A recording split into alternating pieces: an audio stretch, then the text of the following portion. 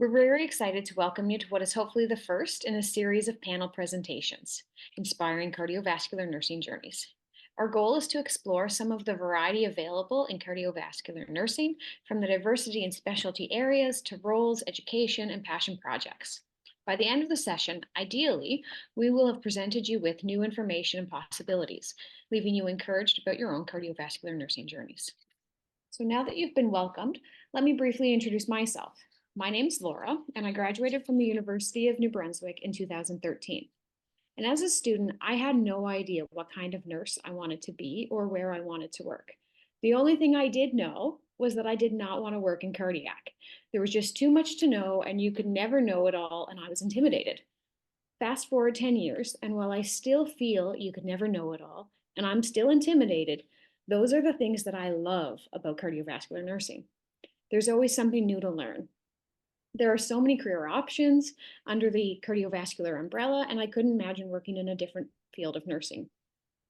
Over the last 10 years, I've dabbled in bedside roles on telemetry units, a CCU, cath lab, and a post-cardiac surgery floor, as well as in a clinical nurse specialist style role with the cardiac surgery team.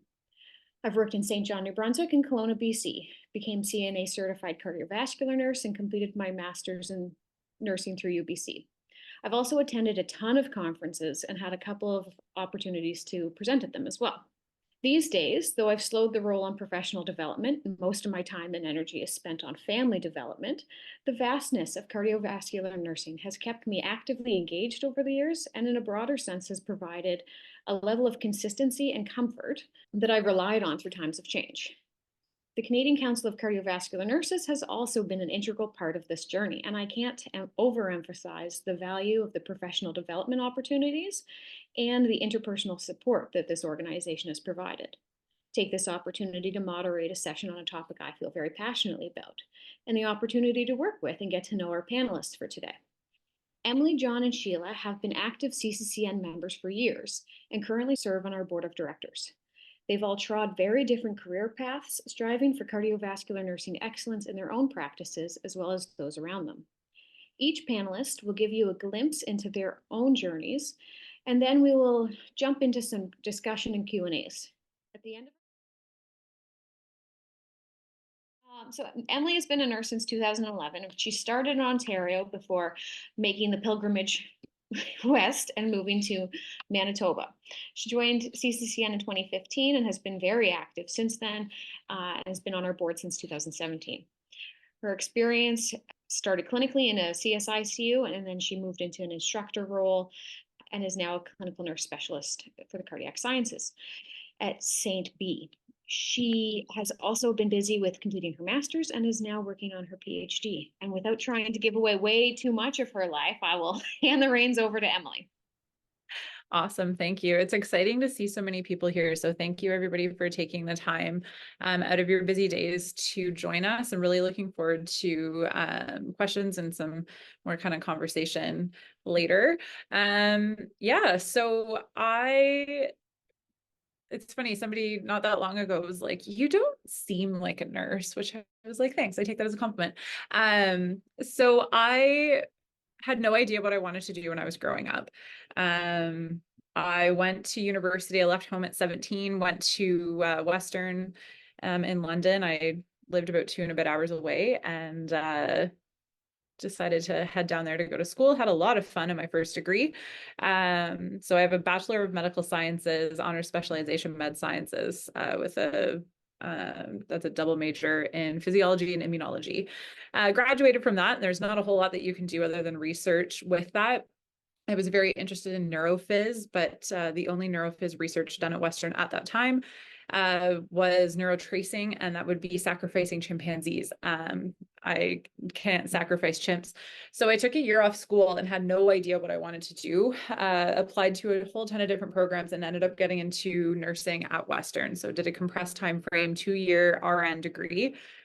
So there was no physiology, no pharmacology, because I'd already done all of that. So did that. And then I had no idea what I wanted to do. I went back to my hometown for a year. Did not appreciate working in a small town that I grew up in, 6,000 people. Seeing your parents' friends come into the hospital and then have your parents ask about their friends being in the hospital was not the most fun conversations to have. So I moved to Kitchener, Ontario, and started working in an ICU and realized quickly I had no idea what I was doing. So instead of paying to take ICU courses in Ontario, I moved out to Manitoba. I had a couple of friends in the city. I was on a vacation and kind of thinking about moving, and I met another nurse from Manitoba, and I was like, oh, serendipity, I'm moving. So got my Manitoba license, moved out here, and took the ICU course, and have stayed here ever since. It may be minus 20 today, but it's nice and sunny. Lots of redeeming qualities in the center of Canada. So yeah, I came out here in 2013, took the ICU course, and took a job in our cardiac surgery ICU here in 2014. And I think coming out here and taking that course was probably one of the best things I could have done. It answered a ton of questions and made me really understand the why and the kind of help support the development of critical thinking skills.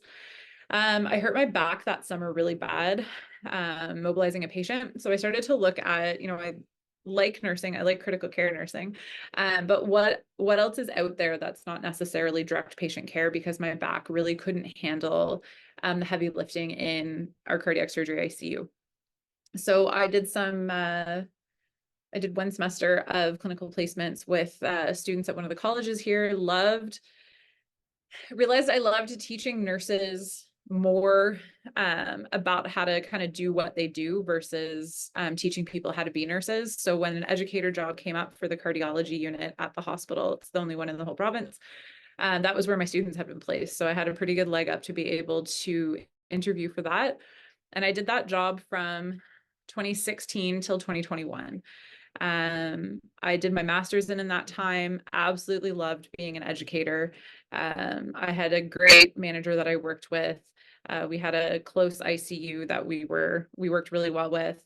But I really wanted to do the clinical nurse specialist job. That was always kind of on my radar ever since I took the educator job. So I entered my master's in 2017 and finished that in 2020. And yeah, was lucky enough that a friend retired and I was able to get this job. I was promptly redeployed 13 days after I started for the third wave of the pandemic. And I've really been in and out of this job since I've taken it. Was redeployed twice through the pandemic and took a job with the provincial government briefly as well. But I really describe the clinical nurse specialist job as program planning, service delivery, and evaluation. What's that best practice knowledge that's out there?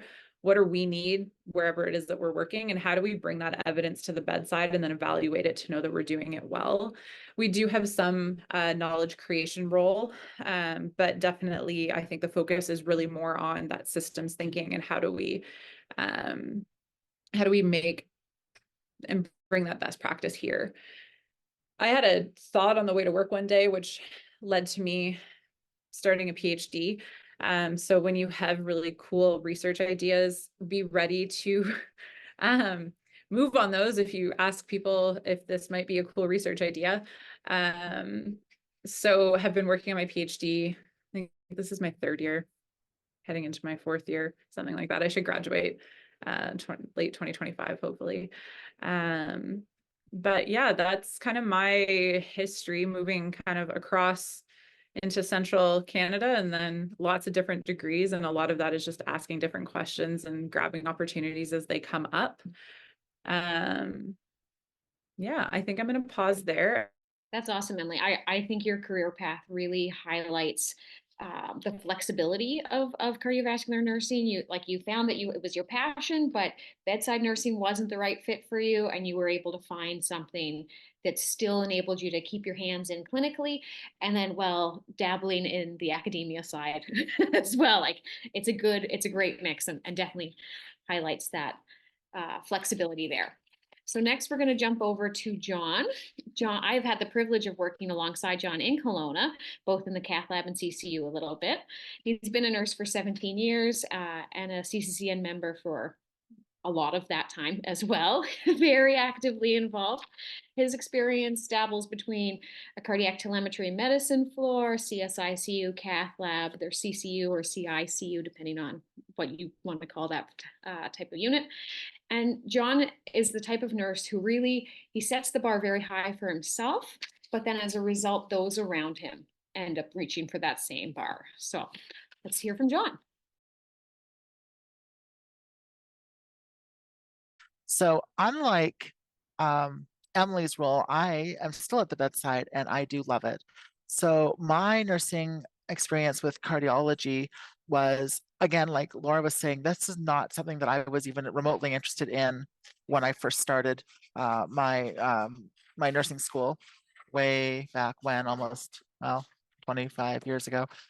Anyway, I had originally started a psych degree while waiting to get into nursing school. So I was going down the whole psychiatry component, which is very stereotypical of my particular gender.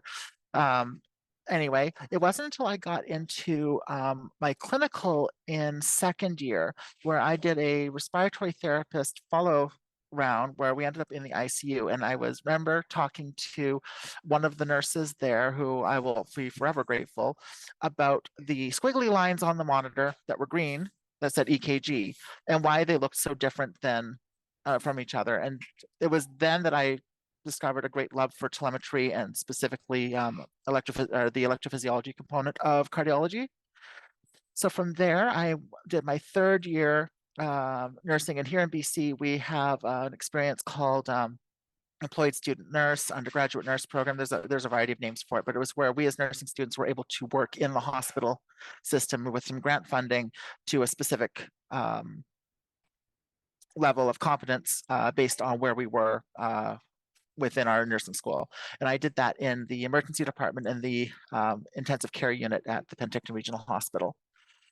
After I graduated nursing school, I ended up taking a temporary position on our cardiac telemetry medical unit at Kelowna General, where I really delved into the telemetry. And I have great thanks to my esteemed mentor and a really dear friend, Miss Kathy Roberts, who encouraged me to join CCCN to really build on those skills and to take advantage of the support networks out there for all the specialists and all the people who have been doing this a very, very long time. So I joined CCCN in 2006, Laura. So it's been 18 years.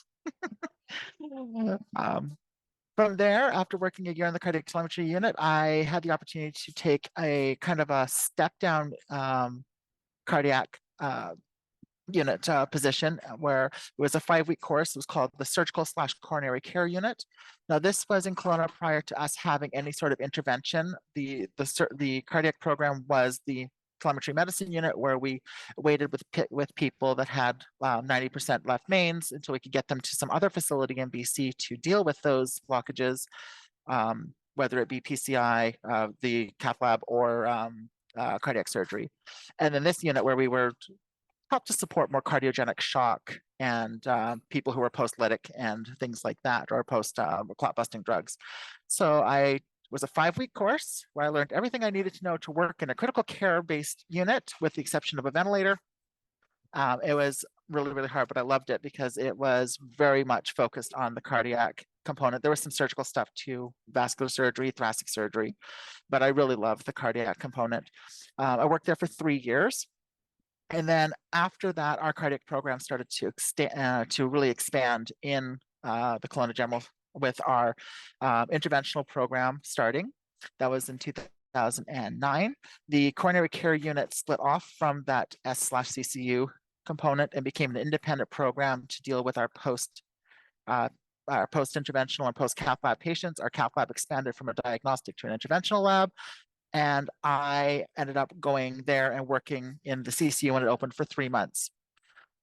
Unfortunately, in those 3 months, there were some hiring glitches that happened, and I was punted back to my old position, and I didn't want to be there anymore because it was no longer had the cardiac component. So I ended up going down to the cath lab, and I worked in our cath lab in both a scrub, circulating, and monitoring position for 18 or so months, where brought us to a point where we were starting to look at bringing cardiac surgery online here at Kelowna General. So at that point, I was offered or applied for and offered a job under a difficult to fill subspecialty where they were going to train us to work in the cardiac ICU or the cardiac surgery ICU. And so I was really excited. I was going to work in the cardiac surgery ICU. I had learned all sorts of things in the cath lab about cardiac and coronary anatomy and physiology. And then I was given the opportunity to become an educator. And so I actually took that position over opening the cardiac surgery ICU. And as an educator, I took that job for 18 months and I covered the diagnostic and outpatient cardiology department of Kelowna General. So that meant that I was supporting and working with our colleagues in the cardiac cath lab, the EKG department, the cardiac stress labs, the echo lab, our cardiac device clinics, our newly formed atrial fibrillation clinic, and our rapid access to cardiac evaluation clinic, as well as with some of the radiology department and the nuke med department. It was a very interesting portfolio. I got the opportunity to work with these amazing subspecialists in their field for diagnostic imaging and testing, and I learned so much from working with them. After doing that, I ended up going back to, during that time also, we also put on the very first and only multidisciplinary cardiac conference in the Interior Health Authority in BC. We're trying to get that up and running again, but it was a lot of fun to do. After that role in education, I discovered there were pros and cons to it, but I really missed the bedside. So I went back to the coronary care unit, but I still picked up in the cath lab temporarily for like a year at a time here and there over the last 7 or 8 years. So now I went and worked in the cardiac surgery ICU, covered a mat leave, and then, but still have kept my position in this coronary care unit, which is now, as Laura said, we call the cardiac ICU because we do ventilators, we take balloon pumps, we do Impella pumps, we take renal replacement therapy machines, which is dialysis that runs over days as opposed to hours. And so it's been very interesting to go through that whole growing pains thing. I did my CNA CV cardiovascular nursing certification back in 2007 with a lot of support from CCCN. I had the great pleasure and opportunity to sit on the exam committee for this current exam to help develop it. And I owe that through my work through CCCN. I've also been able to present at 2 national conferences, Vascular 2013 and Cardio Congress in 2014 in Vancouver. I've been able to be present at many of the nursing and multidisciplinary conferences across Canada, as well as the St. Paul's Hospital educational days here in BC. And then wanted to step it up a little bit more, and I've been now the sitting treasurer nationally for CCCN since 2022. Had the privilege of sitting on the Cardiovascular Nursing Standards Committee that CCN does. So if anyone hasn't seen that, we have just recently published. And then I also sit on the steering committee for the cardiac ICU at Kelowna General to help push forward where we're going. And then going back to some of the love I have for the teaching, I'm now teaching ACLS and BLS through Heart and Stroke Canada. So as you can see, I have stayed at the bedside and very much love the work I do at the bedside, miss my patients. Still love the education component, but really miss my patients. So after my long-winded life story there, I will pass it over. In case you haven't noticed, there's already a little bit of a theme between myself and Emily and John that we're kind of these lost puppies who stumbled upon a unicorn. And unfortunately, we were surrounded by the right people who were able to share their love of cardiovascular nursing and encourage us along the way, so that we fall in love with this huge realm of possibilities.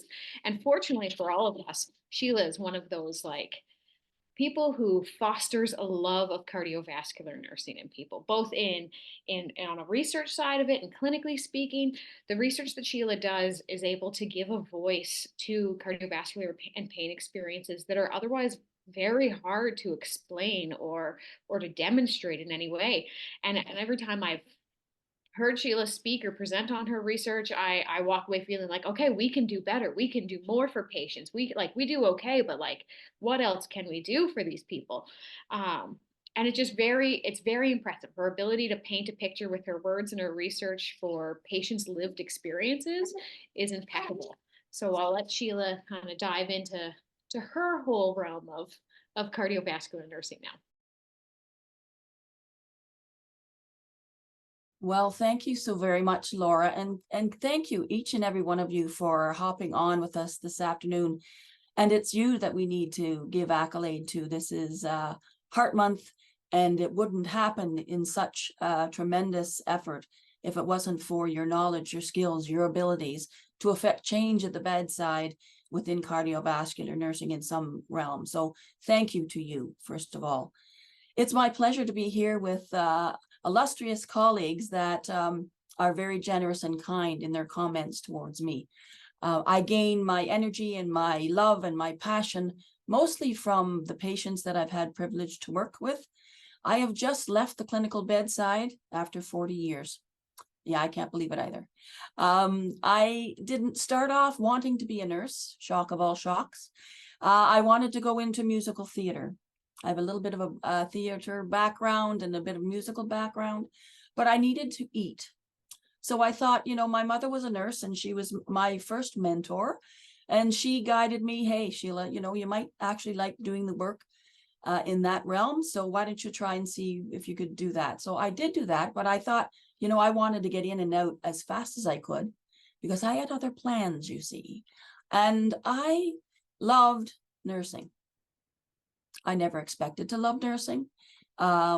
And I went to George Brown College way back in the early 80s for a 2-year compressed program, loved every bit of it, learned everything I could and wanted to continue on learning. I have worked in and with fabulous people that have mentored me along the way, which I'll talk about a little later. But I was in GI medicine, I was in oncology, neurology, GI medicine, and then laterally in cardiology, cardiovascular surgery, and then predominantly in the last 20 years in the intensive care unit, mostly with cardiac patients with, you know, different levels of diversity.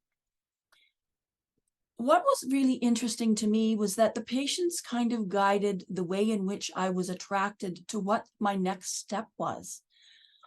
My patients kept on saying, oh my God, you know, you really can, you know, teach well. And I'm like, yeah, right. I don't know if I can, but a lot of people saw in me that I didn't really acknowledge within myself and geared me and steered me towards different opportunities that were just so attractive to me in terms of learning more to be able to deliver more effective care. And so it was at a time when they were trying to do recruitment for nursing in the mid-80s, and they were going to pay for your critical care certificate. So while they paid me full-time, I went to school full-time. I enjoyed absolutely everything about it. And then I went into the intensive care units from there on. And I learned so much from so many amazing clinicians, nurses, and the team that worked to really get patients back on their feet. I was very much intrigued with the evidence-based movement of the early 80s that was really projecting the trajectory of where cardiovascular nursing was going. And I wanted to go back to actually get my degree because in the early 2000s, the entry to practice was a degree and I didn't have one. So I went back to Ryerson, which is now the Metropolitan University of Toronto right now. And I got my post-diploma degree in nursing. It took me about 3 years. I was working full-time during that time, loved every minute of it. And I automatically went into and was very attracted to research. It seemed to feed the muscle that I needed to kind of feed with regards to increasing my ability to affect change at the clinical bedside. The questions that I was interested in came from my patients, came from the experiences that they shared with me, and where we could, as healthcare providers, provide better care. So I wanted to investigate that. I went on and did my master's at University of Toronto in acute critical care and focused on the advanced nursing practice competency of nursing research. I was able to work with Dr. Jennifer Price at the Women's College Hospital, where she was able to partner with me to do my first bit of research. And I thought, I'm never going to be able to do research. Well, you know what? We can, and you can do research. And it's not totally that difficult. And that was such a surprise and a delight for me. I was able to conduct a systematic review of the early warning prodromal symptoms that men and women experience months, weeks, and days prior to having a heart attack. And I actually got it published. I mean, who knew? I never knew I could be a published person. And there it happened with the help of others. I was very intrigued by the research process. It stimulated me in a way that that clinical practice was also stimulating me, but it was concurrent at the same time, and they were so complementary of one another. And so I went immediately on into a PhD program at the University of Toronto. I worked with Dr. Michael McGillion, who is a cardiovascular pain expert nationally, internationally. And I looked at what was disturbing to me at the time. At the time, we did not have a triage system that we do now that got folks that had angina or any type of myocardial infarction into coronary artery cath. There wasn't the opportunity. So this was before the time. So I wanted to look at the nursing knowledge and attitudes and skills that they bring to the clinical bedside and whether or not it impacted patients' cardiac pain and anxiety. I won't go into what I found because that's another story altogether, but it gave me an avenue to really start to answer questions and ask questions in a way that were thought-provoking, that would hopefully impact clinical knowledge, not only for patients, but for what we do as nurses. And it really was something that I just totally went into. I now work at Brock University. I'm an associate professor. I have evolved. I have evolved as a clinical bedside nurse into a research and a nursing educator. I never thought I'd go there, but a lot of people were directing me in the way in which perhaps I was starting to develop. And now I use a social justice lens to look at men and women and their experiences of cardiovascular pain, using symptom management as an area of interest. I also use an arts-based platform to get that knowledge into the hearts, hands, and minds of people who can use it in an important way, to have those important conversations. And it's been my privilege to work with brilliant minds across Canada that have really helped me do the work that needs to be done. So I'll leave it there, and then we can open up the floor to questions and have a good conversation. Thank you. Sheila, thank you for driving home the point that none of us had a clue as to what we wanted to do or how we wanted to get there. And I don't think any of us started with preconceived notions as to like what kind of nurse we were going to end up being or what kind of roles we were going to do. But I think it really highlights the idea that cardiovascular nursing tends to attract curious people and curious people who like learning more and who aren't always satisfied with the status quo. Now, so what has helped you get to where you are now, and what kind of advice would you give to others who would like to set off in a similar direction? So that could be what's influenced you or affected you, or however you'd like to look at that question. And I like this because, I think you're going to hear some very different perspectives, even though we are kind of similar, kind of came to this in different ways. I think what's helped me has just been grabbing opportunities that come up. I had the opportunity to go work in an ICU after working in a small hospital, and that really started my love for cardiac. It was a med surge / coronary care unit, and I liked our CCU folks more than I liked our sepsis folks. And then, there was the opportunity to move to a different province and take some education, and why not? Grabbed it. And I think that's part of what I love about nursing in general is that, it isn't one thing. And when you look around, there's a lot of different opportunities that you can seize. And I think that's really helped me, is just recognizing the opportunities that are there and taking a chance of grabbing them. And then along the way, really recognizing the people that are there to help you and support you.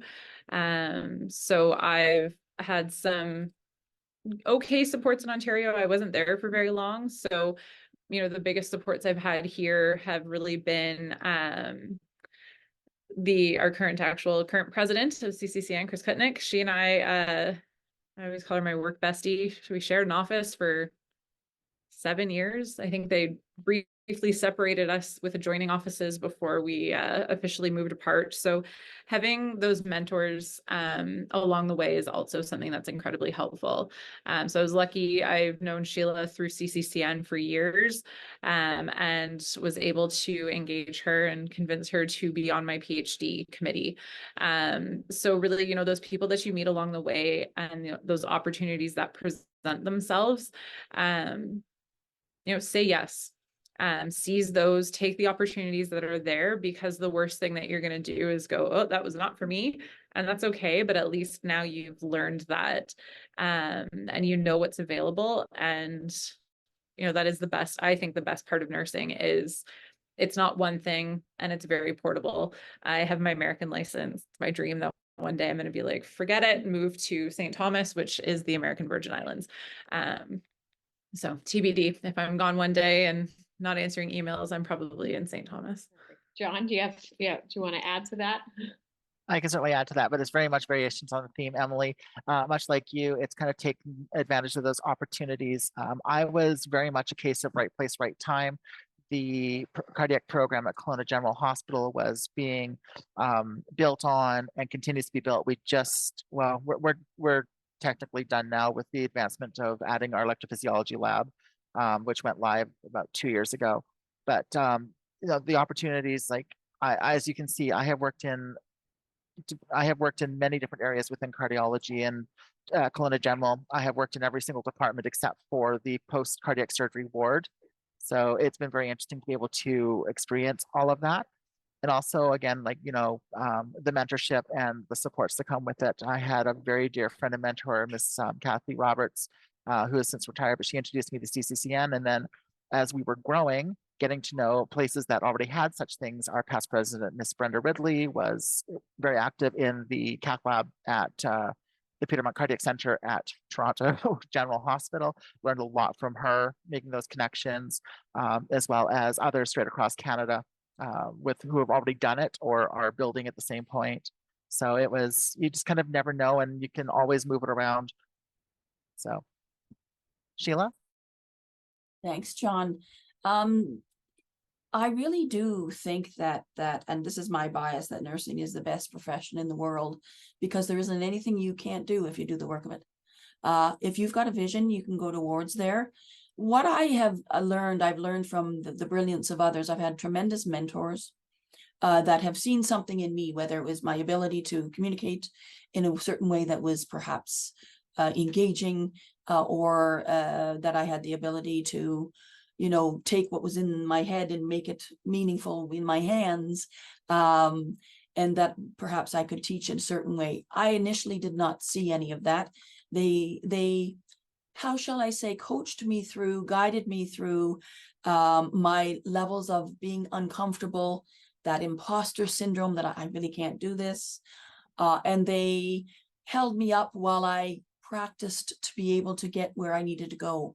If you have a vision, folks, of where you'd like to be and you can see yourself, it's basically self-efficacy. If you can see yourself doing it and hear yourself perhaps saying that you're doing it, you probably are making steps towards that.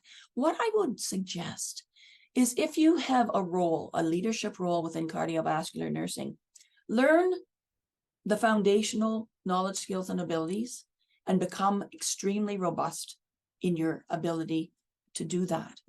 And then know and the other articulating folks around that makes that role important, and understand what that dynamic is, and go towards that in terms of asking them, you know, what is their focus? How does that help the role that you might be able to navigate towards? Learn all you can.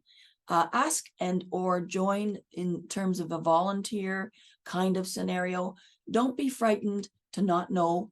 That's really the best place to start, and go towards that. Lean into that and learn everything that you can, and then you can navigate in a way that kind of makes sense for you. Acknowledging that, you know, we're never going to be totally 100% comfortable. And if we are, maybe we need to kind of push our boundaries a little bit. It's kind of exciting, and there isn't anything you really can't do if you have the mind to do it. And then you've got your people supporting you as well. I'm not surprised that there's like two main themes that come out of everybody's answers here. One is the people you're surrounded by, that they support you, that you make a little bit of an effort to network with the right type of people. And that might not always be the people that you work shoulder to shoulder with. It might be reaching out to another facility, finding a mentor somewhere else that does something that you want to do or that inspires you, and kind of making that effort out there. And then the other aspect of grabbing opportunities as they come by. Lots of opportunities go by. Like, how often is there a conference handy to you that maybe you don't go to, but you could have, or something like that? I think that's a great aspect as well. I kind of approach nursing like a Boy Scout. I'm like, I might not need this now, but I might need it later. Like when I did my master's, I had no plans for that, but I knew that in 10, 20 years, I might want it for something. I didn't want an opportunity to pass me by because I wasn't ready for it when it came available. So that's awesome. In the chat, Colleen has asked a question. Colleen is writing in from Ontario today, and she's interested in hearing if we have any suggestions on how to trailblaze a path that combines research with clinical practice. She often feels that she has to choose between bedside and research, and she's interested in creating more opportunities that allow for research and teaching while remaining at the bedside, which I think informally John and I can speak to fairly well. And then Sheila and Emily, I think you guys, that's literally what you two do. So again, we'll start Emily and loop around that way. Love this. So it is, I'm going to get on a soapbox for a second. It is the bane of my existence that we have physicians who maybe have a master's degree, but often it's just the research that's part of their basic medical education. And they are clinician scientists, and they are paid, and they are professors at universities doing research, able to go for CIHR funding and large funding and hold this funding independently because they're a professor at a university with an MD behind their name. Maybe we're lucky and they have a master's degree, yet nurses don't have the same opportunity for that. Drives me insane. There's a white paper published that by a group of physicians who lament that there are not enough clinician scientists in Canada, and that this is going to cause issues with health research. I would argue that a nurse clinician scientist role is equally important. It is incredibly rare. There are not very many nurse PhDs in Canada, and they are mainly congregated in universities. There are very few that are integrated into the health system the same way that we have clinician scientists. And I would argue that clinician scientists without master's or especially doctoral prepared education are not going to produce the same quality of research that a nurse PhD would be able to. So that's my soapbox, and that's kind of some of the background of me doing my PhD. My two main advisors, I'm not doing my PhD in nursing because I wanted to work with a clinician scientist. So I have two advisors, Todd Duhamel and Rakesh Arora. Rakesh Arora is a world-renowned clinician scientist, MD, PhD. And that is my goal, is a nurse clinician scientist role with a joint appointment between University of Manitoba and St. Boniface Hospital Research Center, where I'm integrated into the clinical area, specifically our cardiac surgery ICU, not necessarily providing direct patient care. I see this more as a, how do you recognize relevant clinical research needs to be able to impact care delivery? And then how do you help support the integration of research findings into practice? And how do you do implementation science through the research so that it's actually usable by the staff there? So not the same as a physician who may be attending while doing their research. But definitely I'm approaching my PhD from a patient engagement, working with Sheila, doing body mapping with folks, engaging the healthcare team in understanding barriers and facilitators to early mobility in our cardiac surgery ICU, and then co-creating with them interventions that are doable by clinical staff. Because if I see one more early mobility intervention that's delivered by someone else external coming in and comparing it to standard of care, which is not standard, run by a physician, I'm going to lose my mind, because shockingly moving is better than not moving. Like, let's move past that. Let's not fund that anymore. That's dumb. And let's maybe let the people doing the work actually do the work and do the research and do that. So we have two clinical chair positions in Winnipeg, one at our larger technically larger hospital. Roseanne is there, so I won't pit HSC versus St. B, but HSC does have a nurse clinical chair position, and then one of our rehab centers also has that. And I'm very much hoping that we'll be able to, and there is support to have something at St. B. And I think, you know, I've said that I really want to move past the can nurses do good research and do clinically based research and just do good clinically based research. And I'm not even engaging in that conversation. And I found I really haven't had to. I have a Vanier scholarship. I was accepted to the summer program in aging. My PhD project was funded by CIHR through a Catalyst grant. The physicians that I know that are clinician scientists here have accepted me as a peer and as an equal. And I know part of that is who I'm working with and the work that I'm doing, but I think then that's then my responsibility to help spread that across Canada and across to other universities and across other programs. So I think, you know, I approached it as asking an interesting question and mindfully putting together a group of people to help me answer that question in a meaningful way, and then being willing to shift with it. It's changed since I started, and it's changed since even when I'd started putting my proposal together. It's different now. But I think, again, you know, I love that it's how do we trailblaze? You ask a good question and you find people to support you in answering that question. And if that's a multidisciplinary team that's supporting you doing that, and maybe it's a PhD not in a nursing program, there's absolutely nothing wrong with that. Healthcare is delivered by multidisciplinary teams in the hospital. So if you're interested in doing clinical research, I would argue it's important to have a multidisciplinary team supporting you. I have a kinesiologist, a physician, and 2 nurses. We all think differently, but those are all professions that need to come together to provide care. So it makes sense to have that multidisciplinary team. And we don't do good research in isolation when we're finished either. So if you're interested in clinically based research and going after larger grants, you need an interdisciplinary, multidisciplinary. You can argue the pedantics of the difference, but you know, I will be engaging with an exercise physiologist. I do have physician friends who I know I will be working with in the future. So I think that's the other important part of wanting to do clinical research, is recognizing the team that's required to do clinical care and forming research teams that reflect that, because that is more appetizing to be able to fund, and it makes a stronger, better argument because you have different views coming together to form that argument and form that proposal. But I love this because we need to, if I am delivering the care, I want to have the power to ask the question and know how to answer the question. And I think then that's also empowering to other nurses on our units and in our hospitals to know that you can ask and answer your own questions. And that really helps to further that evidence-based practice movement that Sheila said really drove her into wanting to do graduate school. And I think that really helps to shift that power back to a group of people who throughout the pandemic have felt like we've lost a lot of power. I know that was something that I went through during the pandemic, was just feeling like my life wasn't my own anymore. And I think the more that we can own our own practice, the better. So to me, this is a just do it. If there's the opportunity that's there.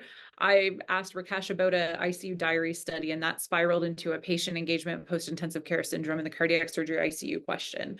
And I'm still not quite sure how that happened, but it did. But ask the question. Sorry, Laura, that was very long-winded. Yeah, I mean, yeah, it's fair. It's a soapbox passion, right? John or Sheila, do you guys quickly have anything you want to add? The only quick thought I have, Laura, really, is that I've connected with our research department, and occasionally there's that unofficial research where you ask the question. We did a little bit of polling and tracking of stuff on the unit, and then maybe brought that forward to the research department for the bigger question to bring forward.